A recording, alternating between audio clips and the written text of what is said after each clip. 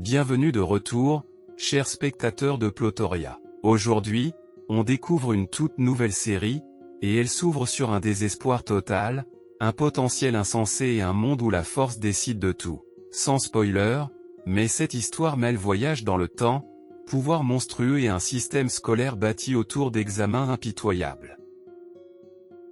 Et surtout, on a un protagoniste complètement déchaîné qui est sur le point de retourner son destin comme une crêpe. Si vous voulez voir un deuxième épisode après celui-ci, dites-le moi dans les commentaires. C'est parti. Un jeune homme ouvrit les yeux dans une salle de classe tapissée d'affiches sur les concours d'entrée à l'université qui approchaient. En un instant terrifiant, son expression disait tout. Parce qu'il réalisa qu'il était revenu exactement 25 jours avant les concours d'entrée au royaume de Sia. Et il se trouvait là, dans le lycée numéro 1 d'Anchamp, classe 7 de 3e année. Autour de lui, les élèves étaient absorbés par leur travail, mais il bondit soudainement sur ses pieds et hurla si fort qu'on aurait dit que son âme avait été traînée de force jusqu'ici. Il s'arracha les cheveux, maudit l'univers et se demanda pourquoi le destin l'avait ramené précisément ici, de tous les endroits possibles. Si jamais il devait renaître, autant que ça soit après avoir intégré l'université. Mais non. Apparemment, les cieux avaient décidé que la souffrance s'accompagnait d'uniformes scolaires et de révisions. Ce monde n'avait jamais été ordinaire pour commencer. Depuis des temps immémoriaux, l'étoile bleue était ravagée par ce qu'on appelait les invasions de royaumes secrets. Ces royaumes étranges se connectaient à d'autres mondes peuplés de monstres, et quand les failles s'ouvraient, ces créatures déversaient parfois dans la civilisation humaine. Certaines étaient gérables. D'autres étaient si puissantes qu'elles pouvaient raser des nations et menacer toute l'humanité. Pour survivre, les humains avaient développé le système de gènes de bêtes, un chemin brutal mais efficace où les gens s'injectaient des gènes de bêtes dans le corps, éveillaient des gabarits monstrueux et acquéraient des talents génétiques assez puissants pour riposter. Cela faisait des guerriers des gens bien plus respectés et mieux traités que les gens ordinaires, car l'humanité les voyait comme son seul véritable espoir. Et à partir de là, le monde entier était entré dans une ère où la force martiale régnait par-dessus tout. Les vies ordinaires ne signifiaient rien. La force martiale signifiait tout. Tandis que cette réalité s'installait, le système en lui annonça froidement que l'introduction à la traversée mondiale était terminée, que Yi avait été désigné comme hôte et que l'implantation de mémoire avait commencé. Yi se prit la tête entre les mains et tenta d'assimiler tout ça pendant que les souvenirs de ce corps affleuraient. Malheureusement, le précédent propriétaire de ce corps n'était pas vraiment en train de vivre le rêve du protagoniste. Ses camarades se moquaient de lui ouvertement. Ils appelaient Yi une nullité et disaient qu'il faisait encore des cauchemars en classe. Pourquoi un bon à rien comme lui voulait-il passer les concours d'entrée, de toute façon ? Puis l'une des plus belles de la classe le railla sans pitié et lui demanda pourquoi un raté comme lui n'avait pas déjà abandonné pour aller travailler dans un boulot ordinaire et disparaître discrètement. Yi la regarda, reconnaissant aussitôt le schéma. Chaque histoire de protagoniste harcelé semblait toujours venir avec une héroïne insupportable, et cette fille avait manifestement postulé pour le rôle. Grâce aux souvenirs hérités, il comprit vite pourquoi ce corps était devenu la risée de la classe. En 2e année, les parents du garçon avaient eu un accident. Ce drame avait détruit sa motivation, ruiné ses études comme son entraînement, et fait plonger ses notes autrefois correctes. Depuis lors, il était devenu le boulet de la classe. Pendant ce temps, la harceleuse, déjà irritée, affirma qu'ils étaient en cours d'arts martiaux et lui demanda s'il la fixait comme ça parce qu'il voulait se battre. Yi s'énerva à son tour et pensa qu'il n'avait pas dit un mot, il réfléchissait simplement. Pourtant cette fille insupportable continuait à l'embêter. Mais Yi n'arrêtait pas de se demander dans quel genre de script maudit il s'était retrouvé, obligé de payer pour les mauvais choix d'un autre. Avant que le drame de la classe puisse empirer, le professeur intervint et dit à tout le monde de se préparer. Le sérum de modification génétique allait être injecté. C'était le moment vers lequel tout leur entraînement avait tendu. 3 ans à développer leur physique, cultiver l'énergie martiale et se battre pour un avenir de guerrier se résumait à ceci. Le ton du professeur changea légèrement quand il fit une remarque bien ciblée sur ceux qui n'avaient jamais pris l'entraînement au sérieux, tout en ajustant ses lunettes et en regardant directement notre gars. Yi afficha un sourire forcé et pensa que toute la situation ne pouvait être qu'une mauvaise blague. Ce n'était pas lui qui avait traîné à l'école, alors pourquoi devait-il être celui qui se sentait coupable? Quoi qu'il en soit, s'il avait hérité de ce désastre de vie, il allait le régler lui-même. Un moment plus tard, les élèves se rassemblèrent dans la salle d'injection génétique pour la cérémonie d'éveil.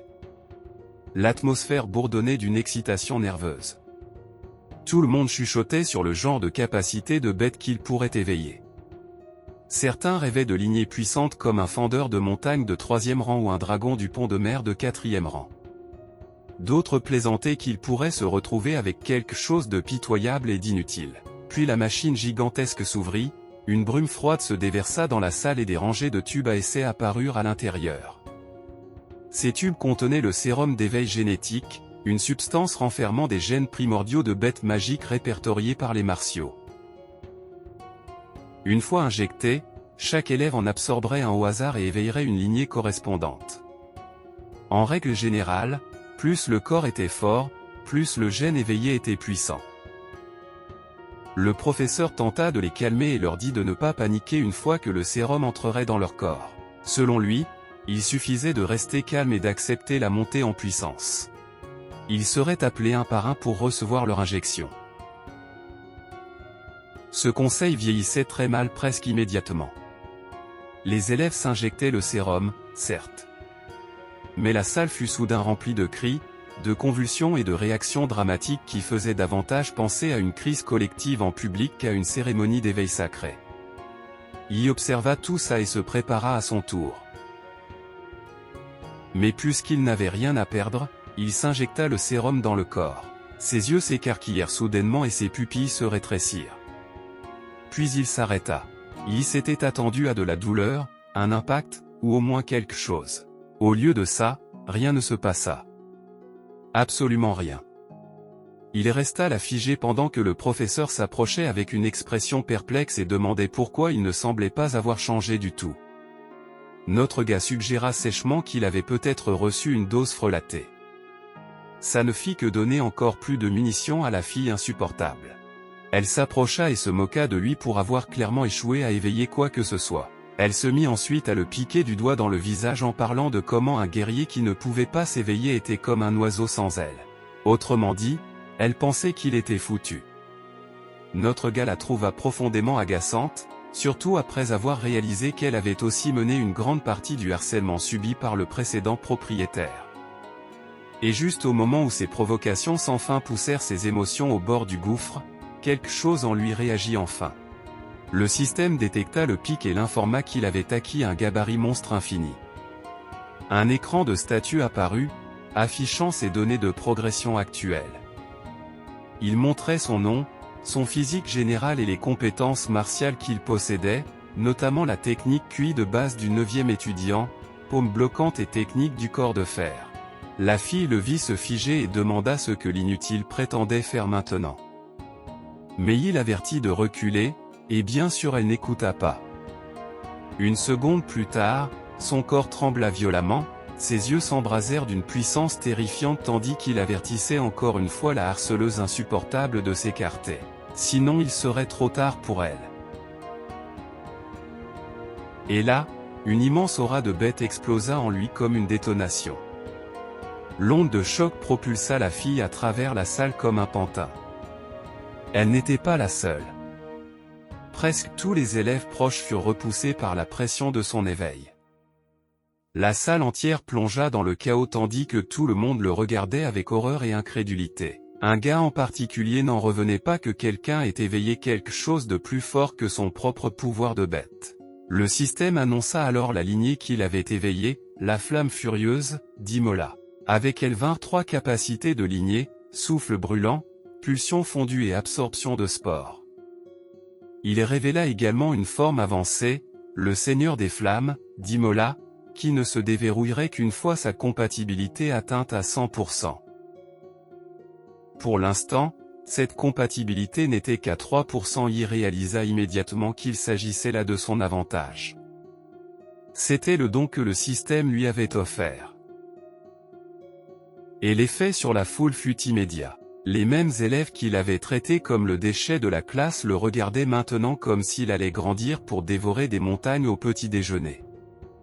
Wang Xing, qui n'avait éveillé qu'un scorpion griffe de feu de second rang, avait pris l'impact de plein fouet et s'était retrouvée inconsciente par terre, la bouche ouverte d'une façon aussi peu digne que possible.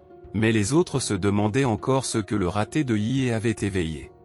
Il s'excusa auprès de tout le monde et dit qu'il avait fait un peu de grabuge pendant l'éveil. Il leur rappela qu'il les avait avertis de reculer, mais personne n'avait écouté, et maintenant presque tous étaient obligés de s'incliner devant le même bon à rien qu'ils avaient moqué. Peu après, le système d'annonce publique ordonna à tous les élèves de 3e année qui s'étaient éveillés de se rendre au bâtiment d'évaluation. Là, leur type de lignée et leurs niveaux martiaux seraient mesurés par le dispositif de détection de percées génétiques.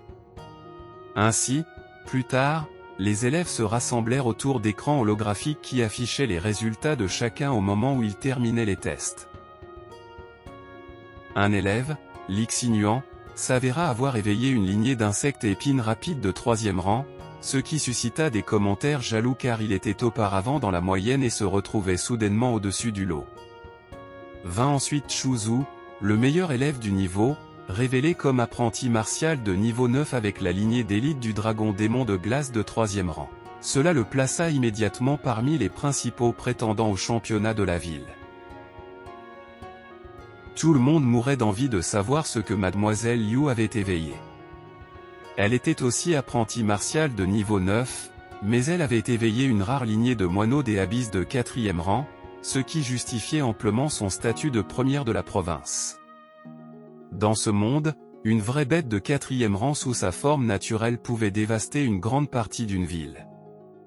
Les guerriers en dessous du niveau de grand maître ne seraient que des fourmis face à quelque chose de pareil. Pendant que Yi observait les résultats, il remarqua quelque chose d'intéressant. Les gabarits éveillés des autres étaient listés comme 3e ou 4e rang. Le sien, en revanche, le système l'avait appelé autrement. Classe A. Cette différence ne fit qu'aiguiser sa curiosité. Son nom fut alors appelé et ce fut enfin son tour. Alors qu'il marchait vers la chambre de test, toute la foule le regardait avec des yeux brillants. Les filles en particulier semblaient prêtes à brûler plusieurs étapes importantes de leur vie et à commencer à planifier un avenir avec lui sur le champ. Il avait déjà compris que ce monde vénérait la puissance martiale, mais voir cette vénération se diriger vers lui en temps réel restait un peu surréaliste. Il entra dans la chambre avec bien plus de confiance qu'il n'en avait eu en entrant à l'école. D'après l'aura terrifiante qu'il avait montrée plus tôt, tout le monde s'attendait à un résultat stupéfiant, peut-être même le meilleur de la classe. Ce qui apparut laissa la salle entière sans voix. Ces données n'affichaient que l'essentiel. Il était classé apprenti martial de niveau 3, avec une lignée de bêtes inconnues. C'était tout. Aucun titre glorieux. Aucune identité claire. Aucune grande démonstration de percée. Pendant un moment, personne ne sut quoi dire. Puis le silence se brisa de la pire façon possible. Les garçons éclatèrent de rire, et les filles qui rêvassaient 5 secondes plus tôt semblaient soudainement gênées d'avoir jamais pensé à se marier avec ce type. La foule se retourna contre lui si vite que ça méritait presque une médaille pour la flexibilité. Yi, cependant, sortit avec calme. Il s'y était déjà attendu. Son pouvoir était clairement différent des éveils ordinaires, et le dispositif de test ne pouvait pas le lire correctement. Plus important encore, le message système caché avait confirmé quelque chose d'énorme. Parce que son gabarit ne pouvait pas être mesuré normalement. Tant qu'il accomplissait des missions ou augmentait sa réputation, il pouvait invoquer des gabarits de monstres à l'infini. Autrement dit, les autres éveillaient une lignée. Lui commençait une collection. À partir de ce moment, Yi savait que cela ferait de lui le roi des monstres. Ce soir-là, la cérémonie d'éveil et les courses étaient terminées. Notre gars alla parler avec son professeur. Dans le bureau, le vieux le regarda avec méfiance quand il lui demanda un congé pour étudier et préparer le concours d'entrée par lui-même. Naturellement, le professeur eut du mal à y croire. Un élève comme lui voulant soudainement étudier chez lui ressemblait moins à de la détermination qu'à une mauvaise excuse. Mais Yi insista qu'il voulait progresser, qu'il savait à quel point il avait pris du retard et que s'il continuait à suivre le rythme normal, il n'aurait aucun espoir. Le professeur soupira et lui rappela que s'il voulait vraiment devenir un guerrier, l'université était le seul vrai chemin. Entrer à l'université de Pékin était déjà difficile pour des génies, encore moins pour quelqu'un avec une base aussi faible. Même s'il avait éveillé sa lignée, sa base restait trop médiocre, et le professeur estimait qu'il échouerait probablement et devrait redoubler de toute façon. Mais Yi ne recula pas. Il dit qu'il était sérieux. Il dit qu'il devait apprendre, s'entraîner et rattraper son retard coûte que coûte. Puis il regarda le professeur dans les yeux et lui dit de juger sa sincérité lui-même. Quelque chose dans ce regard convainquit finalement l'homme, et malgré ses réticences, le professeur accepta. S'il échouait, il reviendrait et redoublerait. Mais pour l'instant, Yi était libre d'essayer. Une fois cela réglé, il se dirigea directement vers le centre des guerriers d'Anshan. Grâce aux souvenirs hérités, il connaissait déjà l'état de ses finances. La maison de ses parents avait été hypothéquée pour environ 600 000 yuan, mais l'indemnisation de leur accident avait rapporté plus d'1 million, ce qui signifiait qu'il avait encore un peu de marge de manœuvre. Au départ, il envisagea les deux façons évidentes de devenir plus fort. La voie normale était de cultiver en tant que guerrier. La voie plus rapide et bien plus intéressante était d'augmenter sa compatibilité avec le gabarit d'Imola. Selon les données du gabarit monstre infini, chaque gabarit aurait dû commencer avec un seul point de compatibilité, pourtant Dimola avait d'une façon ou d'une autre commencé avec 3.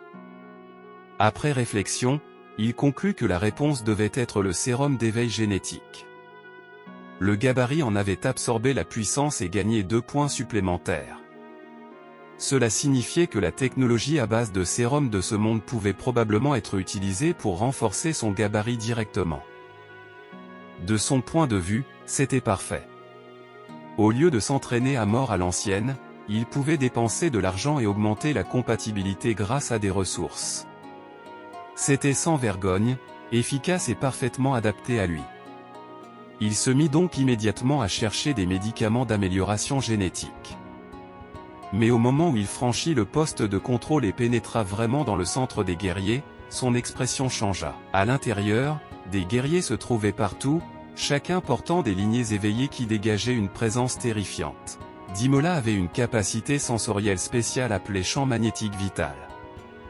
Grâce à elle, il pouvait percevoir le sang et le QI des guerriers avec un détail effrayant.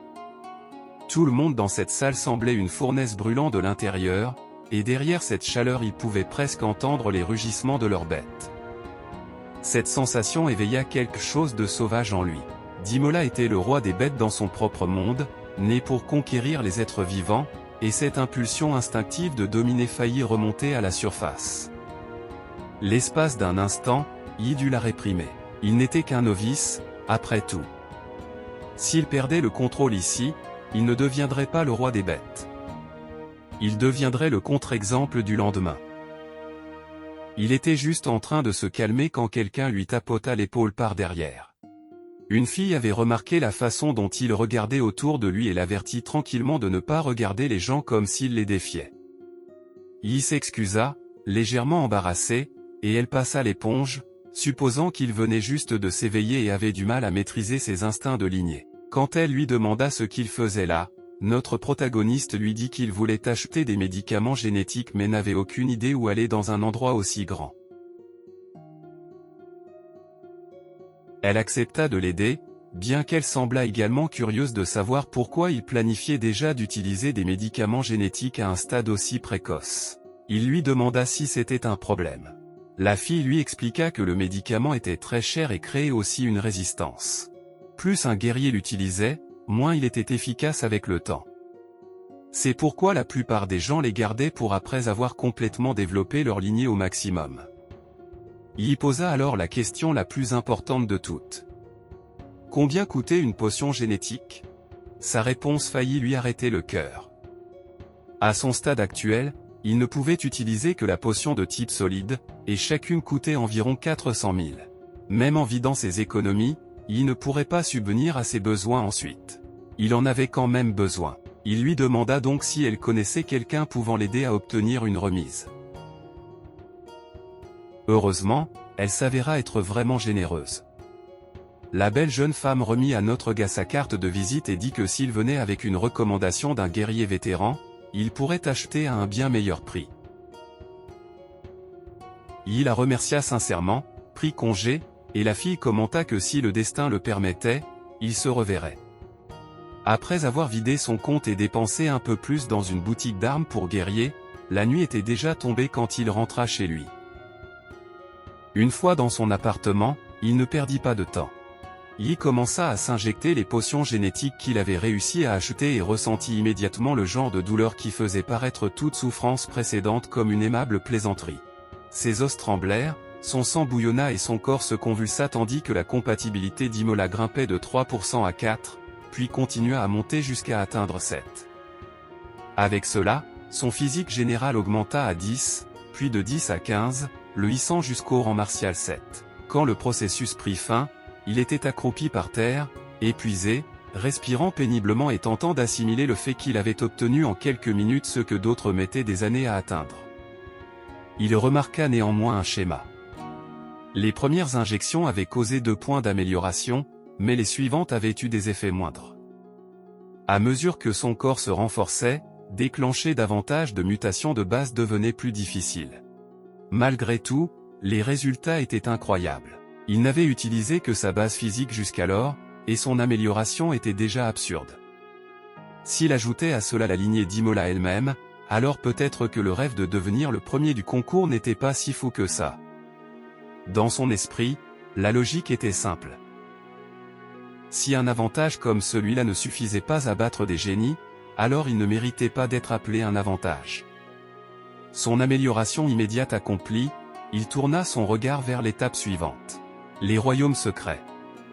Ces zones dangereuses étaient classées de classe S jusqu'à classe E, les royaumes de rang supérieur contenant des bêtes plus puissantes. Les royaumes de classe S étaient si dangereux qu'ils étaient considérés comme totalement incontrôlables par l'humanité. Si l'un d'eux pénétrait vraiment dans le monde réel, ce serait une catastrophe. Pour l'instant, il ne s'intéressait qu'à un royaume mystique de classe près d'Enchamp. En y arrivant, il remarqua que c'était beaucoup plus calme que prévu. Ce royaume avait été exploré si longtemps que la plupart de ses trésors avaient été pillés, ne laissant que des monstres plus faibles pour servir de matériaux d'entraînement aux guerriers débutants. Il se rendit au poste de contrôle, demanda sa réservation et reçut exactement le genre d'accueil qu'on attendrait d'un poste d'entrée de classe sans avenir. La réceptionniste leva à peine les yeux de la télévision en lui tendant une décharge de responsabilité et son laissez-passer. Il signa sans hésiter et marcha vers la faille. À mesure qu'il s'approchait, l'excitation le gagna. Pour lui, ce n'était pas juste une plongée dans un donjon. C'était le vrai début de son ascension vers le titre de roi des monstres. Avec un enthousiasme excessif pour quelqu'un sur le point d'entrer dans une dimension qui menaçait la vie, il s'élança en courant, sauta et plongea tête première dans la faille. À l'intérieur du royaume secret, il atterrit même dans une pose dramatique de super-héros, parce qu'apparemment survivre ne suffisait pas et que le style avait encore de l'importance. Une fois redressé, il contempla le paysage et vit que ce royaume contenait 3 étoiles distinctes dans le ciel, Kanglan, Anhui et Taijin. Il avait étudié les royaumes secrets dans les manuels scolaires, mais en voir un en vrai était complètement différent. L'endroit semblait vaste, étranger et étrangement magnifique. Malheureusement, pendant qu'il admirait le paysage, une bête de premier rang appelée lapin croc tranchant tenta de s'approcher en douce de notre gars par derrière pour l'attaquer. Mais la pauvre créature avait commis une erreur tragique. Il avait déjà détecté. Le lapin bondit et rugit alors qu'il était censé se faufiler silencieusement. Il attrapa nonchalamment en l'air par les oreilles. Même le lapin ne comprenait pas ce qui venait de se passer. Avec un sourire, il traita le lapin d'idiot pour ne pas avoir su qu'il l'avait déjà repéré et activé son champ magnétique vital. Ni une ni deux, il lui écrasa la tête sans effort. Il en obtint un noyau de bête, et après en avoir évalué la qualité, il estima qu'il ne valait qu'1 millier. Les gens ordinaires s'esquintaient à travailler un mois pour gagner 3 fois cette somme. Pendant ce temps, lui venait juste d'étrangler nonchalamment un lapin et d'être payé pour ça. Les forts vivaient vraiment dans une économie à part. Cela dit, chasser trop de bêtes de premier rang ne serait pas rentable, alors il décida qu'il lui fallait trouver au moins une cible de second rang. Le monde, apparemment impatient de récompenser sa cupidité, en envoya une immédiatement. Un insecte cadavre démoniaque de second rang apparut juste après qu'il y eut pensé, presque comme s'il s'était porté volontaire pour la mission. En souriant, Yi était ravi que l'univers lui soit aussi favorable et se mit au travail. Il dégaina sa courte épée et attaqua habilement, visant l'abdomen inférieur plutôt que le dos blindé. Yi avait étudié l'encyclopédie des monstres et savait où se trouvait le point faible. L'insecte réagit en enroulant son corps dans une charge tourbillonnante et en se ruant vers lui comme une immense vrille meurtrière. Il riposta avec hyperfaisceau. Il planta son épée dans le sol et accumula de l'énergie. Puis il tira la technique droit dans l'abdomen de l'insecte. L'impact fut bon, mais ne suffit pas à tuer la créature d'un coup. En réponse, l'insecte cracha des projectiles giratoires en forme de disque depuis sa bouche, ce qui prit Yi par surprise. Il esquiva avec des pas vifs et agiles, mais ses vêtements n'eurent pas la même chance. Ils furent salement lacérés, et notre gars se plaignit aussitôt de ce que la tenue avait coûté cher. Parce que bien sûr, gaspiller de l'argent importait plus que de rester en vie. Il réalisa rapidement quelque chose de frustrant. À son niveau martial actuel, il manquait simplement de techniques assez puissantes pour abattre proprement une bête de second rang. Même avec une grande vitalité et une énergie abondante, le précédent propriétaire de ce corps avait tellement négligé la pratique martiale qu'il ne pouvait pas correctement exploiter sa force. Alors Yi fit ce que tout protagoniste bénéficiant d'un avantage qui se respecte ferait. Il activa la lignée de la flamme furieuse d'Imola. En un instant, sa statistique de physique générale bondit de 15 à 21. Ses bras se transformèrent en membres de bêtes armées de griffes et de peau épaisse. Quand l'insecte cadavre démoniaque ouvrit sa vaste gueule et se rua de nouveau, il fit quelque chose de totalement déraisonnable et plongea directement dedans. L'insecte l'avala, ce qui aurait dû être la fin du combat. Au lieu de ça, ce fut le début du pire jour possible pour l'insecte. De l'intérieur, il le déchiqueta sauvagement jusqu'à crever l'abdomen inférieur et ressortir en perçant. La bête s'effondra immédiatement. Doté d'un niveau de physique de 21, il avait écrasé un monstre de second rang avec une brutalité pure. Après avoir annulé la transformation, cependant, son corps brûlait encore d'une chaleur excessive. Il se sentait comme un moteur ambulant. La courte épée de Yi, pendant ce temps, avait été corrodée par le venin de l'insecte et était pratiquement hors d'usage. Il la regarda avec incrédulité. Il avait dépensé 250 000 yuan pour ça, et elle n'avait pas survécu à un seul combat correct contre une bête de second rang. Dans son esprit, ça s'appelait un vol avec reçu. Puis, comme pour aggraver les choses, il réalisa soudainement qu'il mourait de faim. Le combat avait brûlé toute son énergie, et il n'avait apporté aucune nourriture. Ce n'était déjà pas brillant, mais il sentit alors quelque chose de délicieux. Mais la source de cette odeur était étonnamment le noyau magique vert de l'insecte cadavre démoniaque. À l'encontre de tout raisonnement sensé, il décida que le noyau avait l'air assez comestible.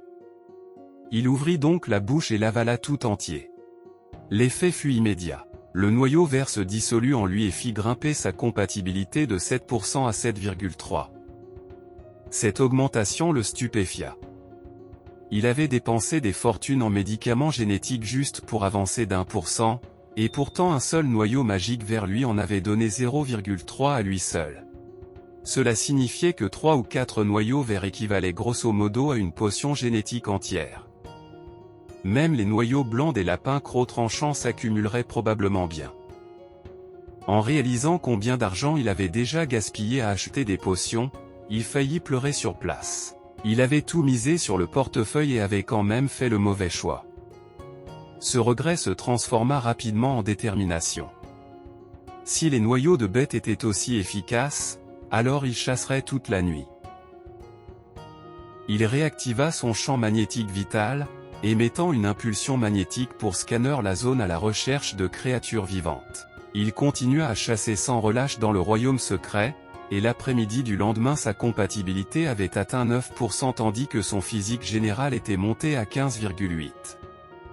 À ce stade, les noyaux magiques blancs plus faibles avaient cessé d'augmenter sa compatibilité, alors il décida de les vendre. Au total, il avait réuni 20 noyaux blancs et 4 noyaux verts. Quand il rapporta ce butin au poste de contrôle, même la réceptionniste finit par sembler impressionnée. Elle lui demanda s'il était vraiment juste un lycéen, parce que cette quantité de butin était absurde pour quelqu'un de son âge. En vertu des réglementations gouvernementales, un dixième du butin devait être remis, donc chaque noyau vert nécessitait un paiement en noyau blanc. Même après cette déduction, il repartit avec 200 000 pièces du royaume de Sia. Plus important encore, il ne restait plus que 9 jours avant le concours d'entrée à l'université, et il lui restait encore un palier à franchir. La scène suivante se déplaça vers un royaume secret de classe D. Près de l'entrée, une équipe de 5 personnes discutait de leur prochaine mission. L'objectif était de récupérer une fleur de jade sanguin, et le capitaine de l'équipe, Lin, expliqua qu'ils avaient déjà localisé la zone générale lors d'une expédition précédente. Le problème, c'est qu'un de leurs membres habituels, le vieux Shen, avait été blessé et ne pouvait pas participer à cette mission. Cela posa une complication. Par règlement, il fallait au moins 6 personnes pour entrer dans un royaume de classe D, ce qui signifiait qu'ils avaient besoin d'un remplaçant. Le capitaine désigna ensuite derrière lui et révéla la personne amenée par une agence pour combler le manque. Naturellement, cette personne était Yi. Sous une fausse identité, il se présenta comme Dadsla, un disciple martial de niveau 9. Comme il était officiellement toujours un étudiant, il n'était pas qualifié pour entrer légalement dans un royaume de classe D, alors il avait payé 100 000 pour une fausse identité. C'était une arnaque éhontée, mais ça marchait. Le capitaine lui lança un regard étrange et remarqua que le nom d'Adsla sonnait un peu suspect. Il y répondit avec un sérieux imperturbable qu'il ne pouvait pas utiliser son vrai nom pour des raisons de droit d'auteur, ce qui n'expliquait rien et empirait d'une certaine façon la situation. Le capitaine Lin décida de ne pas insister. C'était juste un nom de code, après tout. Il exposa alors les conditions clairement. Au niveau 9 disciple martial, Dadsla ne répondait techniquement pas aux vrais critères de force pour un royaume secret de classe D. Il lui serait donc permis d'observer et d'apprendre durant la mission, mais il ne devait pas ralentir l'équipe. Yi accepta aussitôt. À vrai dire, il apprécia la clarté. C'était bien mieux que de faire semblant de le border et de se retourner contre lui en pleine mission. Après ça, ils entrèrent tous ensemble dans le royaume pour trouver la fleur de jade sanguin. Le traceur indiquait que l'objet était caché dans une oasis plus loin, gardé par une bête de second rang avec une lignée de classe générale. Pendant qu'il voyageait, il remarqua que le terrain de ce royaume secret était complètement différent du précédent. Peu de temps avant, il était dans un environnement de type forêt tropicale. Maintenant il traversait un désert. Cela suggérait que les royaumes secrets n'étaient pas reliés à un seul monde extérieur, mais à de multiples environnements, ou peut-être à de nombreux mondes entiers. Pendant que notre gars réfléchissait à tout ça, un membre de l'équipe repéra une horde de rats démontés derrière eux et signala que les bêtes les poursuivaient. Le capitaine lui ordonna immédiatement de s'en occuper. Il sortit alors plusieurs couteaux et les lança nonchalamment en arrière sur les monstres. Au moment où les lames frappèrent les rats, elles explosèrent. Les bêtes furent éliminées instantanément, et le véhicule continua sans s'arrêter. Le gars agit comme si de rien n'était. Yi, pendant ce temps, l'observait et notait intérieurement que ces dagues explosives n'étaient pas des armes ordinaires. De l'énergie martiale y avait été infusée, et l'effet était dévastateur. Cela lui disait que ce type n'était pas quelqu'un à sous-estimer. Bientôt le groupe atteignit la zone générale et descendit du véhicule, parcourant la distance restante à pied. Quand Yi demanda pourquoi il ne pouvait pas simplement conduire jusqu'à l'oasis, le capitaine Lin expliqua que les monstres là-bas étaient très sensibles et réagiraient forcément au bruit du moteur. En marchant, Lin y distribua les tâches. Xiao Shaya lancerait une grenade paralysante pour attirer la bête gardienne. Xiao Wu et Wood tendraient des pièges. Le vieux Liu assurerait le feu de suppression. Et Lin lui-même s'occuperait de la ligne de front. Dadsla resterait immobile et observerait. Yi accepta ça avec un calme parfait, bien qu'intérieurement il s'ennuyait déjà. Le plan commença exactement comme décrit. Xiaoya lança la grenade aveuglante. Et presque immédiatement, un dragon terrestre de second rang surgit en chargeant, rugissant furieusement en détectant ce qu'il croyait être une invasion de son territoire. Le capitaine avertit encore une fois Yi de rester sur ses gardes puisque le monstre s'était déjà réveillé. Ailleurs, cependant, une figure dangereuse apparut. À l'endroit précédent où les rats démons terreux avaient été éliminés, un homme mystérieux arriva. Il ramassa l'une des dagues jetées par Wood et lécha la lame avec un plaisir évident. Rien que cette petite scène irradiait le danger. De retour à l'oasis, Lin y affronta le dragon terrestre de front. Il infusa de l'énergie martiale dans son épée et réussit à décapiter la bête en un coup décisif. L'équipe accourut immédiatement vers lui en le félicitant déjà. Mais avant qu'il puisse célébrer, la créature prétendument mourante fit un dernier geste désespéré. Une patte gigantesque balaya en direction du capitaine dans une ultime tentative de l'emporter avec elle. Les autres crièrent un avertissement. Yi, cependant, ne dit rien. Il se lança simplement dans les airs et accumula de l'énergie. Puis il tira un dévastateur hyperfaisceau sur la bête avec son poing, l'achevant complètement avant qu'elle ne puisse écraser le capitaine. Toute l'équipe était stupéfaite. Il savait qu'il était censé être un simple apprenti qui avait tout juste le niveau pour être là. Pourtant il venait de déchaîner un coup assez puissant pour détruire une bête de second rang.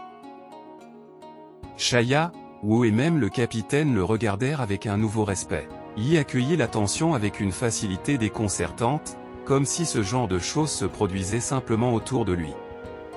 Le capitaine Lin le remercia sincèrement de lui avoir sauvé la vie.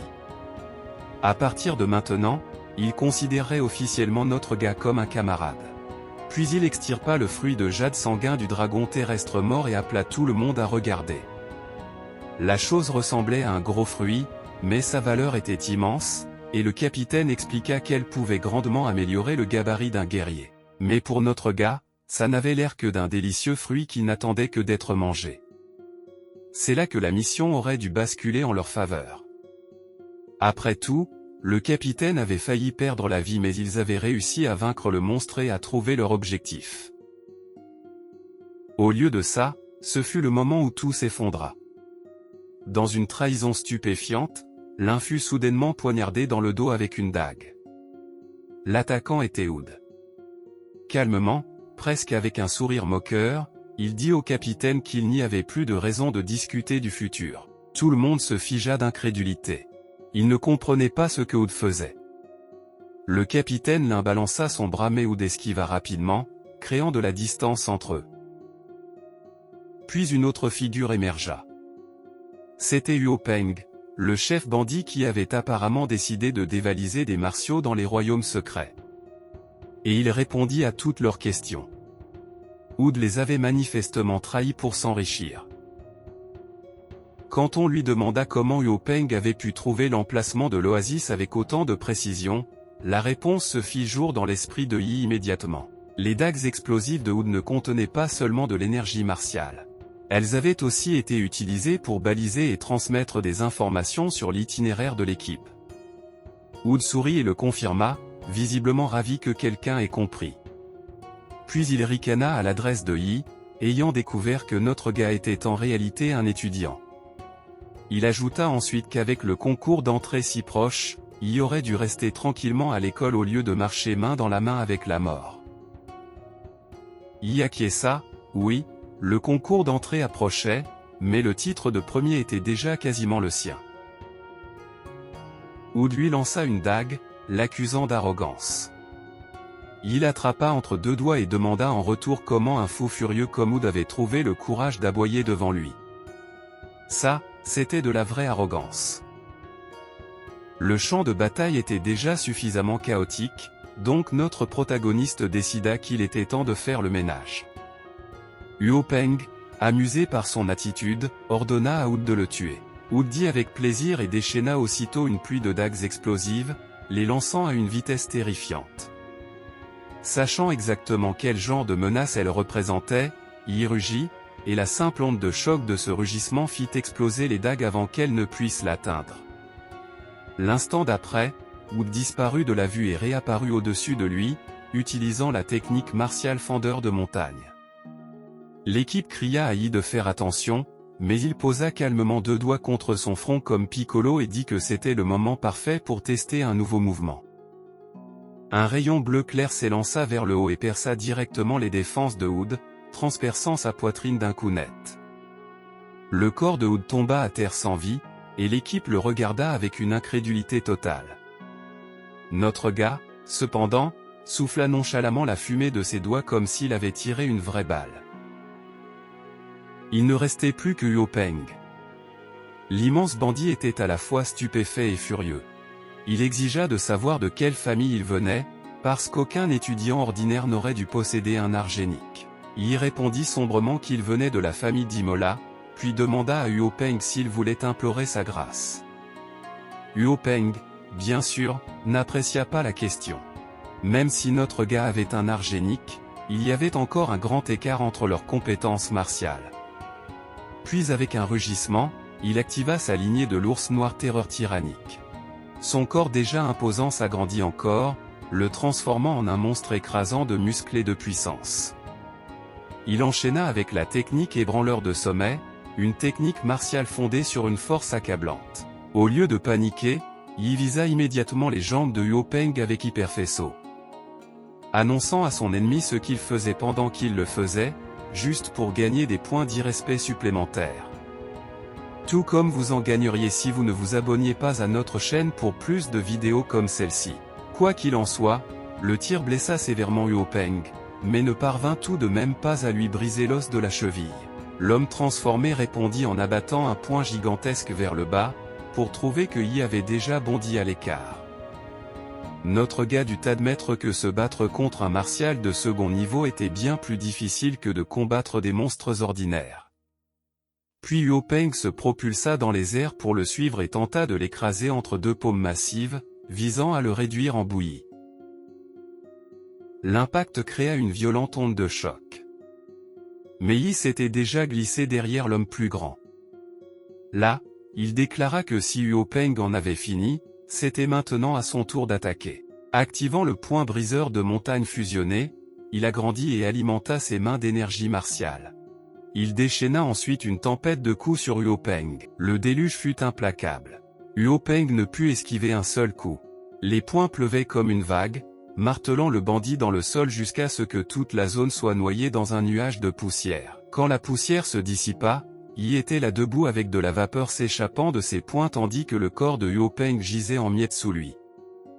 Les autres ne pouvaient que regarder. Ce gamin était d'un autre niveau. Même dans cet état pitoyable, Huo Peng tenta encore de le rabaisser, prétendant que sa technique génique contenait du poison et qu'un guerrier aussi mauvais serait forcément puni un jour. Yi, cependant, écouta, baissa les yeux vers l'homme brisé et répondit de la seule façon qui avait du sens. Des tas de gens l'avaient déjà maudit de tous les côtés imaginables. Si Huo Peng voulait s'y mettre, il devait prendre un ticket. 9 jours plus tard, le concours d'entrée à l'université arriva enfin. L'événement se déroula dans le stade sportif central d'Anshan, où des candidats de toute la région se rassemblèrent pour l'inscription annuelle dans les grandes écoles d'arts martiaux. Le présentateur fit l'ouverture cérémonielle habituelle, souhaitant bonne chance aux étudiants et leur rappelant que l'examen utilisait un système de tournoi. Les candidats s'affronteraient par paires, et les vainqueurs avanceraient aux étapes suivantes pendant les 3 prochains jours. Durant les 2 premiers jours, tout le monde passerait par des épreuves préliminaires, et seuls les plus forts atteindraient le 3e jour. Chaque étudiant devait disputer 3 épreuves dans le tour préliminaire, et à partir de là la compétition se réduirait jusqu'à ce que le premier de l'année soit désigné. Le présentateur parla avec grandiloquence de l'avenir de l'humanité, de la responsabilité portée sur les épaules de ces jeunes guerriers, et de la nécessité de se prouver à la fois pour leur propre avenir et pour la survie de la civilisation. L'événement commença alors officiellement. Les arènes à travers le stade s'animèrent de combats. L'arène 1 accueillit un duel entre 2 candidats masculins. L'arène 4 eut un combat masculin contre féminin. Mais quand l'attention se porta sur l'arène 6, quelque chose semblait immédiatement anormal. Un seul candidat était présent. L'autre n'était pas arrivé. Le présentateur vérifia la liste et annonça que l'arène 6 devait opposer Wang Tonton et Ye, tous deux du lycée numéro 1 d'Anshan. Pourtant seul Wang Tonton se tenait dans le ring. Selon le règlement, si Ye n'arrivait pas avant la fin du compte à rebours, il perdrait le match par forfait automatique. Wang Tonton se tenait là avec suffisance, savourant manifestement la situation. Depuis l'incident dans la salle d'éveil, elle voulait se venger de l'humiliation qu'elle avait subie. Elle avait prévu d'écraser Yi publiquement avec sa lignée du lézard enflammé et de restaurer sa fierté. Mais à ce qu'elle pouvait voir, il s'était dégonflé. La foule s'en mêla rapidement. On se moqua de notre gars pour ne pas s'être montré, on le traita de minable et on supposa qu'il se cachait chez lui trop lâche pour se battre. Certains ricanèrent même qu'un tel individu n'avait rien à faire au lycée et ferait mieux de balayer des rues quelque part loin de l'arène. Puis l'arbitre leva son sifflet et annonça que le temps était écoulé. Il était sur le point de déclarer le forfait quand tous les gens dans le stade ressentirent soudainement quelque chose descendre d'en haut. Les têtes se levèrent. Quelque chose fonçait vers l'arène si comme un météore en chute. Pendant une seconde, personne ne comprenait ce qu'il voyait. Était-ce vraiment une personne? Et si oui, quel genre de pouvoir lui permettait de voler? La réponse vint quand la silhouette s'écrasa dans le ring, secouant toute la plateforme à l'impact. La poussière explosa dans tous les sens. Wang Tonton était là, figé, incapable de traiter ce qui venait de se passer. Puis la poussière se dissipa, et avant qu'elle puisse même réagir correctement, un pied était déjà en train de filer vers son visage. Le coup atterrit proprement et l'envoya directement hors du ring. Elle n'eut même pas l'occasion de se défendre. Elle fut mise KO sur le champ, ce qui était la 2e fois que Yi l'envoyait au pays des rêves dans un état profondément peu digne. Regardant dans sa direction, notre gars commenta nonchalamment que son timing avait été juste. Une seconde de plus et il aurait dû revenir l'année suivante rien que pour passer l'examen. Wang Tonton étant déjà inconscient hors du ring, le présentateur le déclara haut et fort vainqueur de l'arène 6. Il se tenait là et ironisait sur la facilité ridicule avec laquelle il avait battu son ancienne harceleuse. La foule explosa d'un coup, stupéfaite que Yi ait mis son adversaire hors combat d'un seul coup de pied. Certains étaient tout autant ébahis par son entrée théâtrale, tandis que d'autres exagéraient déjà à outrance, se demandant si cette incroyable technique de déplacement était tombée directement du ciel. Notre gars s'en fichait. Il regarda simplement le reste des candidats avec un sourire froid et assuré. Le capitaine l'un lui avait remis le fruit de jade sanguin en guise de remerciement, mais il lui avait encore fallu du temps pour que ça renforce son physique. Maintenant que tout était enfin en place, il dit au public qu'il pouvait s'asseoir et profiter de la suite. À ce moment, le système montra que le physique total de Yi avait grimpé à 226, tandis que sa compatibilité avait atteint 20%. L'élan de Yi n'en devenait que plus formidable. Son adversaire suivant fut Lontao du lycée numéro 4 d'Anshan, et ce combat se termina de la même façon que le premier. Puis vint un autre élève du 3e lycée, Et celui-là ne se termina pas différemment non plus. 3 combats, 3 victoires, et chacun s'était conclu par un seul coup de pied propre et absolument aucun respect pour la dignité des adversaires. La foule avait complètement perdu son sang-froid. Le public hurlait comme s'il venait de découvrir une nouvelle idole, et avant longtemps il lui avait déjà trouvé un surnom, le Superman d'un seul coup de pied. Le présentateur savourait manifestement le spectacle lui aussi. Avec une énergie théâtrale, il annonça que Yi du lycée numéro 1 d'Anshan avait remporté 3 combats consécutifs et s'était qualifié avec succès pour le 3e tour. Cela ne fit qu'amplifier l'enthousiasme. Hors du ring, élèves, parents, représentants d'écoles et même des opportunistes au hasard commencèrent immédiatement à se presser autour de lui. Certains demandaient son numéro de téléphone. D'autres s'empressaient de recommander leurs propres établissements. Même des journalistes lui poussaient des questions et lui demandaient dans quelle université il rêvait d'entrer. En entendant cette question, notre gars prit un air sérieux l'espace d'un instant. Et puis, avec ce sourire fier et légèrement inquiétant qui lui était propre, il donna sa réponse sans la moindre hésitation. Il visait l'université de Pékin. La réaction fut immédiate et presque comique. La foule qui l'encerclait une seconde plus tôt se dispersa soudainement comme si quelqu'un avait jeté une bombe dans la conversation. À leurs yeux, ce n'était pas de la confiance. C'était de l'arrogance à un niveau qui frisait la folie. Il ne put que soupirer avec résignation. Il ne leur en voulait pas de douter. L'université de Pékin était le meilleur établissement d'arts martiaux du royaume de Xia, l'un des 5 plus puissants du monde entier, et une destination sacrée pour les guerriers partout. Dans une ville comme Anshan, seule une poignée des meilleurs parmi les premiers avaient le droit de rêver d'intégrer un tel endroit. Cela ne changeait rien pour lui. Les martiaux étaient jugés à leur force. Et si la force était le critère, il n'avait qu'à continuer à gagner jusqu'à ce que plus personne ne puisse rire.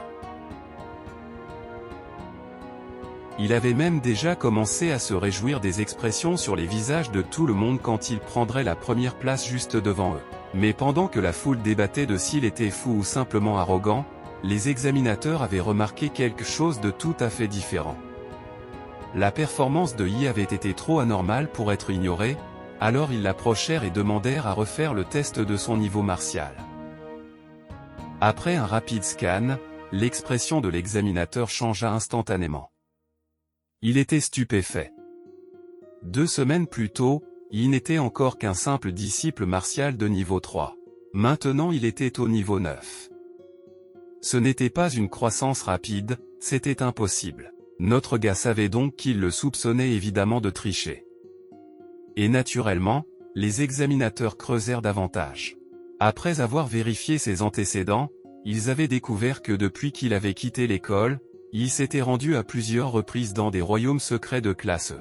Ils lui posèrent donc la question évidente.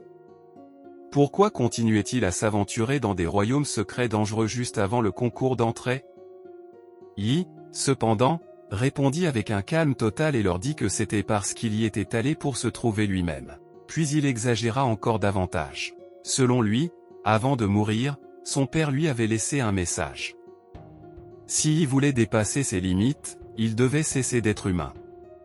C'est pourquoi il s'était jeté dans les royaumes secrets, avait combattu des monstres et utilisé ses batailles entre la vie et la mort pour briser ses propres verrous génétiques.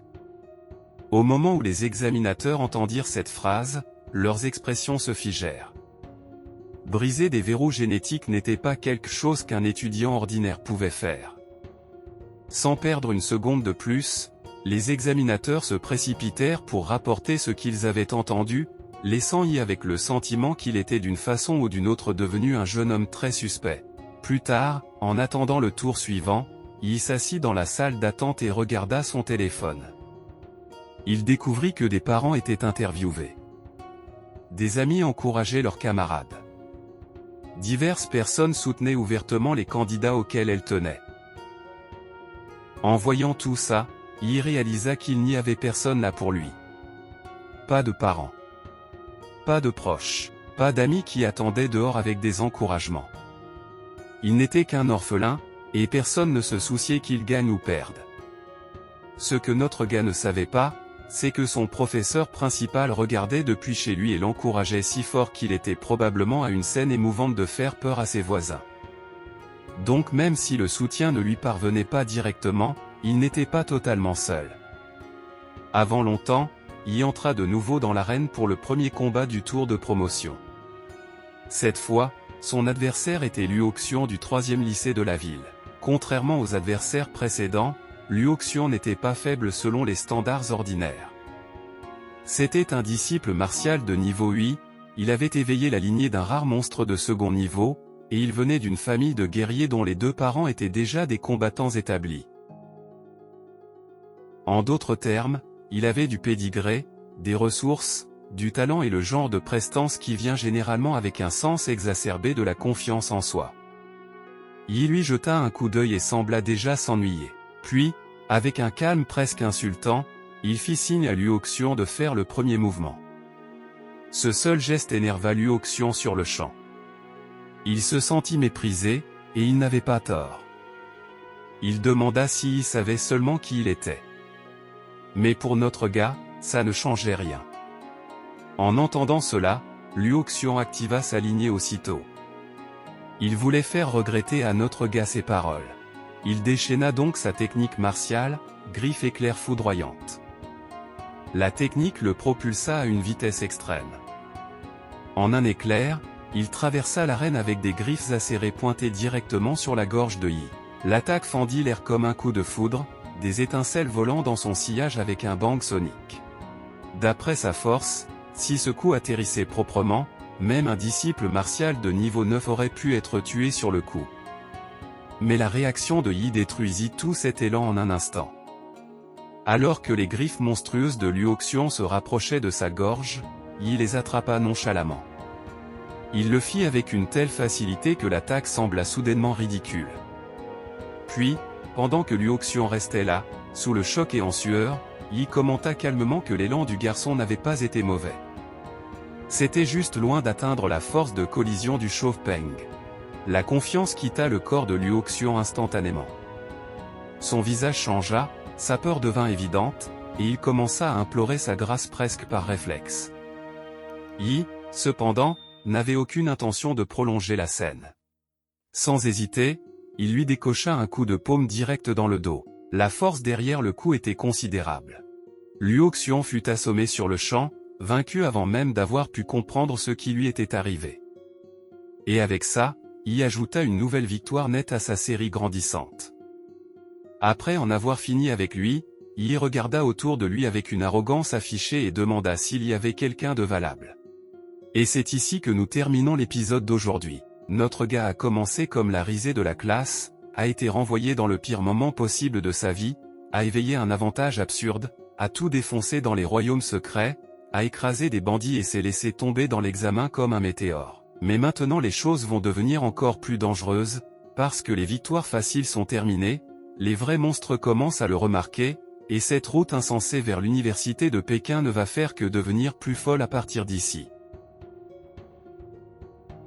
Alors si vous voulez un épisode 2, dites-le moi dans les commentaires. Et si vous avez apprécié la vidéo, n'oubliez pas de mettre un pouce bleu et de vous abonner pour plus de récas comme celui-ci.